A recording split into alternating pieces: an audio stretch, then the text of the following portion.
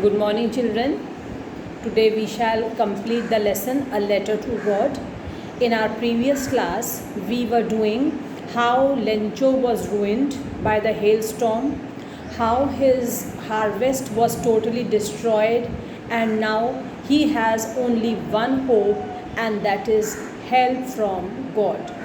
We have read in our last lesson that Lencho's faith in God was extremely strong. His faith was unshaken, and due to that strong faith, he was 100% sure that no matter he is facing so many problems, in spite of the fact that he was facing so many problems, his corn fields have been totally shattered, they have been totally destroyed by the hailstorm, but if he will write a letter to God, if he will request God to send him 100 pesos, he will his request will be fulfilled, and he will surely get 100 pesos from God. That is why, with that firm faith in God, he wrote a letter to God, and he dropped his letter in the mailbox. Then one day, when one of the post office employees opened the mailbox and saw the address on the envelope, to God, he opened the letter and he started laughing heartily. He gave the letter to the postmaster. The postmaster in the beginning also started laughing, but immediately after some time he became serious. Why did he become serious? He became serious to see the unshaken faith of Lencho in God. He was shocked to see, he was surprised to see how much faith that man had in the Almighty.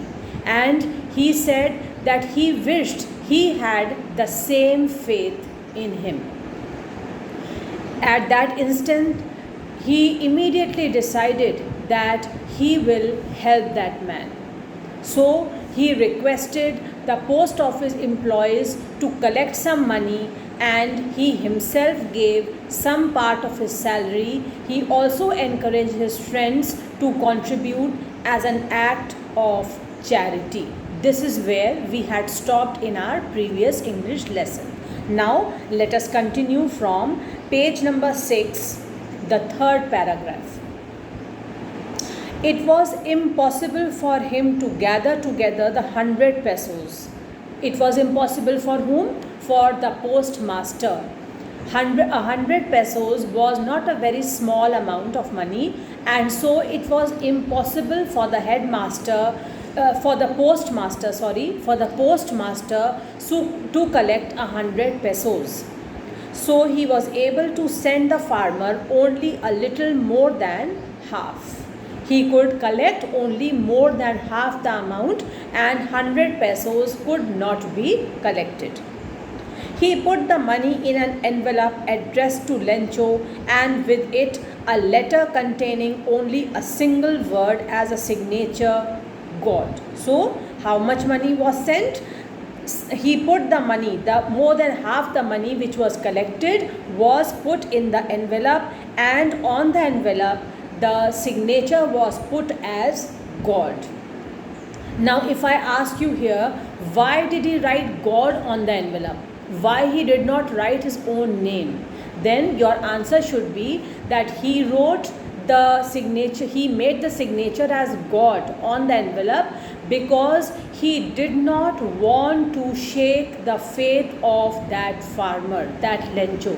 He wanted that farmer's, that simple man's faith in God should continue as it is, his strong belief that God is going to reply to his letter, and he is certainly going to send the amount of money that he had asked for. That wish will be fulfilled, and his letter will be answered. Had he written his own name, then Lencho would have thought that I had written the letter to God. Where did my letter go? Somebody else has seen my letter. Somebody else has answered my letter. So his faith in God would have shaken.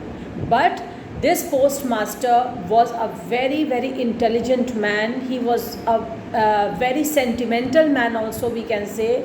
He knew the sentiments of, he could understand the sentiments of that man who had such a strong faith in God. That is why he had addressed the letter to God. So in order to maintain, in order to continue that unshaken faith in that man's heart, he replied the letter and he addressed the letter as God, so that when that farmer would receive the letter, seeing the signature God, he would believe that it was God who had answered him as he was expecting. The following Sunday, Lencho came a bit earlier than usual to ask if there was a letter for him. So, where did Lencho come? Lencho came to the post office to enquire whether any letter had come for him or not. Now, a very simple question which everybody should be able to answer now. He was expecting a letter from whom? From God. It was the postman himself who handed the letter to him, while the postmaster, experiencing the contentment of a man who has performed a good deed, looked on from his office. So the letter was handed over to Lencho by the postman, while the postmaster kept on looking at the reaction of Lencho from his office. He was contented, he was satisfied, he was happy because he had done a very noble deed of helping a needy person by contributing money and sending him more than half the amount. Lencho showed not the slightest surprise on seeing the money. Now here another important question can be asked: why Lencho did not show any surprise on seeing the money? The answer will be, Lencho's faith in God was so strong that he was fully confirmed, he was fully sure that God is going to send the money he has asked for, he has requested for. His request cannot be denied by God. That is why when he saw the money, he was not surprised at all. Such was his confidence. Such was his confidence in God. But he became angry when he counted the money. He became angry when he counted the money because he had asked for 100 pesos and he did not receive 100 pesos. God could not have made a mistake, nor could he have denied Lencho what he had requested. Another very fine example of Lencho's strong faith in God. When he counted the money, he said to himself that God could not have made a mistake. He must have sent 100 pesos. And God could not have denied his request also. He had requested for 100 pesos. So he was fully sure within his heart that God did not make a mistake of sending 100 pesos. Nor he would have denied sending 100 pesos to Lencho. Immediately, Lencho went up to the window to ask for paper and ink. When he counted the money and when he thought in his mind that God must have sent the whole amount, he cannot make a mistake, neither can he deny his request. So he went to the window in the post office and asked for another paper and pen. On the public writing table, he started to write with much wrinkling of his brow, caused by the effort he had to make to express his ideas. When he finished, he went to the window to buy a stamp, which he licked and then affixed the envelope with a blow of his fist. So he wrote another letter, took the envelope, put the stamp on the envelope and closed the envelope by putting a blow of his fist. The moment the letter fell into the mailbox, the postmaster went to open it. Now, After finishing this task of posting his new letter again, Lencho went away. When he went away, now the postmaster again went to the mailbox and he opened the letter, because he was very eager to see, eager to know, or eager to read what had Lencho written in his another letter now. Now let us see what did Lencho write. It said, the letter said, God, of the money that I had asked for, only 70 pesos reached me. Send me the rest, since I need it very much. But don't send it to me through the mail, because the post office employees are a bunch of crooks. Lencho. Look at the irony of the situation, children. Look at the contrast. It were the post office employees only who had collected that amount of money, who had contributed from their salary, and they had gathered 100 pesos to help that poor man. But that poor man does not know this reality, and in his another letter he writes a letter to God and says that God, send me the rest of the money. I have received only 70 pesos. Send me the whole amount of money, because I need it very much. But don't send it through the mail, because the post office employees are a bunch of crooks. That means, bunch of crooks means he calls them thieves. He says that you had sent me 100 pesos, but I received only 70 pesos. 30 pesos have been stolen by the post office employees. So next time, send me the money through some other method. Don't send it through the mail, because the money has been stolen by the post office employees. They are a bunch of crooks. They are thieves. And he ends his letter by writing his name. So with this note, the story comes to an end, and I am very sure that you must have enjoyed this lesson, because it has the simplicity of a man like Lencho. How simple he is, how innocent he is, how honest he is. His honesty is displayed everywhere in this chapter. His strong faith in God is portrayed in every paragraph of this chapter. And one more thing is portrayed at the end of the story in the last paragraph.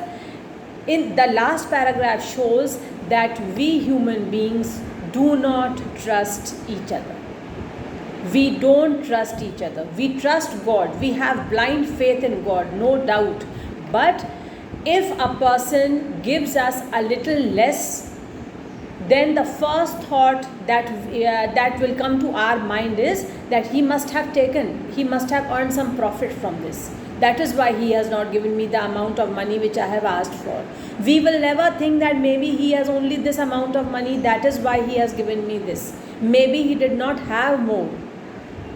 The first thought that will come in our mind is that he is a thief. He must have taken away, he must have kept the remaining amount as his profit. So this shows that we people, we the human beings, don't trust each other. That is why there is so much of difference of opinion everywhere among human beings, because of this distrust which we have. So now the story comes to an end. Now children, in your previous English classes which were held in the month of April, where you did this chapter for the first time, I am very sure that you have done all the question answers. The teacher who had taught you had discussed with you all the question answers.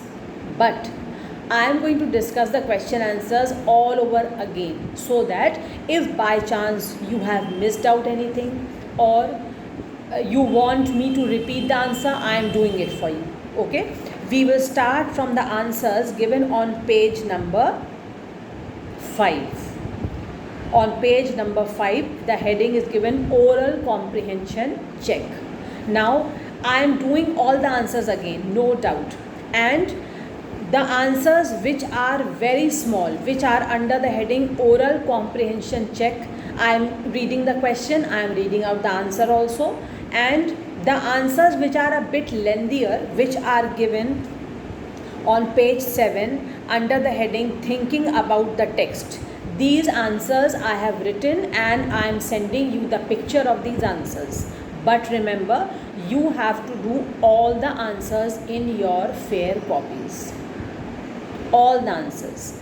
Whichever question and whichever answer I am reading out today, all those questions and answers you have to do in your fair copies. You can take the answers which I am giving you today, or you can take the answers which earlier the teacher has given you. Those are also equally good. Mine are also perfect for you. So whichever answers you prefer to write, you can write that. No problem at all. If you have already written all the answers in your fair copies starting from April, then just check once again that you have done all the questions and all the answers which I am going to discuss today. No need to write it again. I am repeating. If you have done all your answers, questions and answers in the month of April in the fair copy itself, then no need to write the answers again in the fair copy. Just check whether the questions and answers I am giving today are the same which you have done. If anything you have missed out, then do that question and answer in your fair copy. Okay, so be very attentive, listen to all the answers. I am going to discuss all the questions and all the answers. Those should be there in your fair copy. Let us begin. Page number 5. Oral comprehension check. What did Lencho hope for? The answer is Lencho hoped for rain and a good harvest. Lencho hoped for rain and a good harvest. Question number 2. Why did Lencho say the raindrops were like new coins? Why did Lencho say that raindrops were like new coins? Answer. Lencho said that the raindrops were like new coins to him because these raindrops would give him a good harvest which he would sell and earn a lot of money. I am repeating. Lencho said the raindrops were like new coins to him because these raindrops would give him a good harvest which he would sell and earn a lot of money. Question number 3. How did the rain change? How did the rain change? Earlier it started raining, but later on it took the form of hailstones. How did the rain change? You will write the rain changed into a hailstorm followed by hailstones. The rain changed into hailstorm followed by hailstones. What happened to Lencho's fields? What happened to Lencho's fields? This is the second part of the third question. You will write, due to the hailstorm, Lencho's fields were totally destroyed. You can see page number 4, children. The answer is given there. I am reading out from page number 4, last paragraph. Please mark the answer there also. What happened to Lencho's fields? The first line will be, due to the hailstorm, Lencho's fields were totally destroyed. Now come to page 4, last paragraph. Not a leaf remained on the trees. The corn was totally destroyed. The flowers were gone from the plants, and Lencho's soul was filled with sadness. I am repeating. What happened to Lencho's fields? Due to the hailstorm, Lencho's fields were totally destroyed. Not a leaf remained on the trees. The corn was totally destroyed. The flowers were gone from the plants, and Lencho's soul was filled with sadness. Question number 4. What were Lencho's feelings when the hail stopped? Answer. When the hail stopped, Lencho became very sad and upset on seeing his cornfields totally destroyed due to the hail. I am repeating. When the hail stopped, Lencho became very sad and upset on seeing his cornfields totally destroyed due to the hail. Now I am coming to page number 6, oral comprehension check. This is another set of 3 questions. Who or what did Lencho have faith in? Lencho had faith in God. What did he do? He wrote a letter to God asking him to send him 100 pesos. He wrote a letter to God asking him to send him 100 pesos. Who read the letter? Now for this answer, please come to page number 5. Who read the letter? Last paragraph. One of the employees who was a postman and also helped at the post office read the letter. One of the employees who was a postman and also helped at the post office read the letter.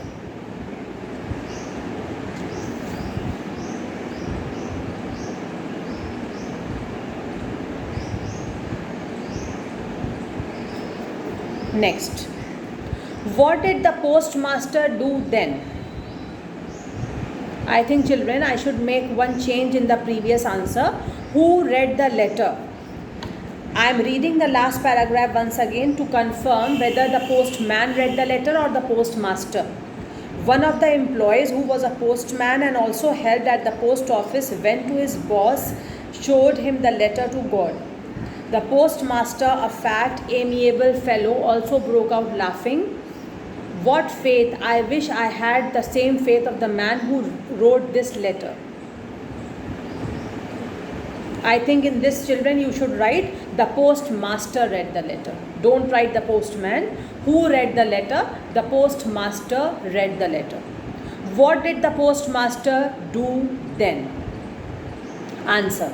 At first, the postmaster laughed, but then he decided to help the man so that his faith in God remains unshaken. I am repeating.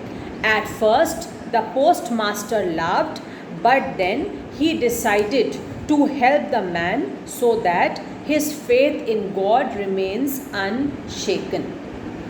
Now, let us come to page number 7 for another set of questions under oral comprehension check.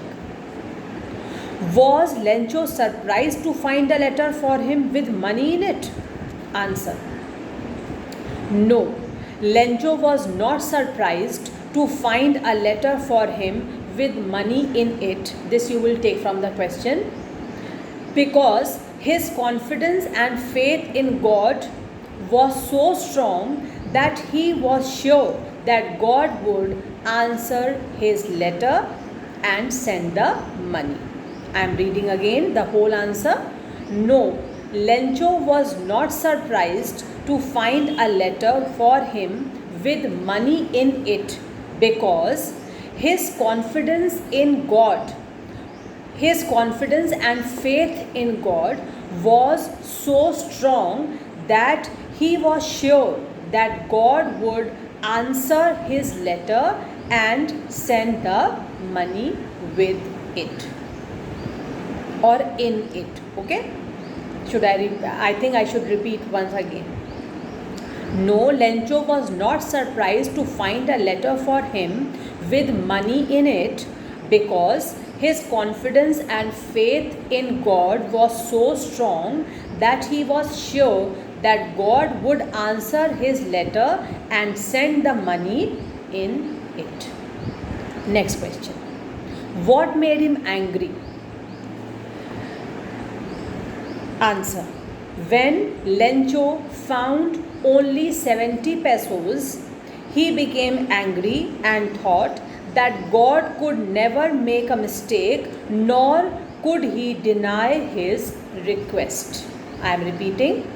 When Lencho found only 70 pesos, he became angry and thought that God could never make a mistake, nor could he deny his request. Now come to the last set of questions, thinking about the text. First question. Who does Lencho have complete faith in? Lencho had complete faith in God. Second part of the same question. Which sentences in the story tell you this? Now children, in the story there are 6 instances which prove that Lencho had complete faith in God. So I am reading out one by one all the points which justify the answer that Lencho had complete faith in God, and I am also going to send you the picture of all the answers which are long answers, and you will write them very neatly, all the answers. The short ones under oral comprehension check, plus this thinking about the text. All answers you will write in the fair copy. Answer. Point number 1. This is question number 1, part 2. First, but in the hearts of all who lived in that solitary house in the middle of the valley, there was a single hope, help from God. Number 2, all through the night, Lencho thought only of his one hope, the help of God, whose eyes, as he had been instructed, see everything, even what is deep in one's conscience. Third, God, he wrote, if you don't help me, my family and I will go hungry this year. Fourth, he wrote to God on the envelope, put the letter inside, and still troubled went to town. Fifth, God could not have made a mistake, nor could he have denied Lencho what he had requested. Sixth, it said, God, of the money that I asked for, only 70 pesos reached me. Send me the rest, since I need it very much. The above sentences prove that Lencho had complete faith in God. So, this is the way you will write the first answer. Question number 2. Why does the postmaster send money to Lencho? Why does he sign the letter God? Listen to the answer. When the postmaster read Lencho's letter, he became serious and wished that he too had the same faith in God. When he came to know that Lencho was in need of money, he decided to answer his letter. He gathered money from his employees and himself gave a part of his salary. He put the money in the envelope and signed the letter God, so that Lencho's faith in God would not get shaken. This is answer number 2. Question number 3. Did Lencho try to find out who had sent money to him? Why or why not? What do you think if I ask you, did Lencho try to find out who sent the money? Answer will be no, he did not try to find out. Why? Because he had never ever thought that the money is going to come from someone else. He was sure of his belief in God, that he is asking money from God and God is going to send him the money. As simple was his thinking as this. His faith in God was so pure, so strong, that he was convinced that he has written a letter to God, he has requested God to send him 100 pesos, and God is going to answer the letter also, and he will send 100 pesos along with the letter to him. Now I am reading out answer 3. No, Lencho did not try to find out who had sent the money to him, because he was sure that God would certainly send the money that he needed. His faith in God was so strong that he could never ever think that someone else could send the money in God's name. Okay, so this is answer 3. Question number 4. Who does Lencho think has taken the rest of the money? What is the irony of the situation? Remember that the irony of a situation is an unexpected aspect of it. An ironic situation is strange or amusing because it is the opposite of what is expected. So, what is the question asking you? Who does Lencho think has taken the rest of money? What is the irony of the situation? Who has taken the rest of money according to Lencho? According to Lencho, the post office employees had taken the money because his faith in God was so strong that he believed that God could never make a mistake. He must have sent him 100 pesos. But it was the post office employees who had stolen 30 pesos and they were a bunch of crooks, according to Lencho. What is the irony of the situation? The irony of the situation is that those employees, those post office employees who did such a noble deed of contributing money for this poor man and letting him get the money which he demanded, which he urgently needed at that time, those people, those helpful people, those kind people have been blamed by Lencho as a bunch of crooks. So this is the irony of the situation. Now I am reading the whole answer for you. Answer 4. Lencho thought that the post office employees had taken the rest of the money. The irony of the situation was that the post office employees, whom he called a bunch of crooks and suspected to have taken some money, were actually the people who had contributed and sent the money to Lencho. Okay, so in this way you can prove the irony of the situation. Now next page. Question number 5, children, you can leave. Come to question number 6. There are two kinds of conflicts in the story, between humans and nature and between humans themselves. How are these conflicts illustrated?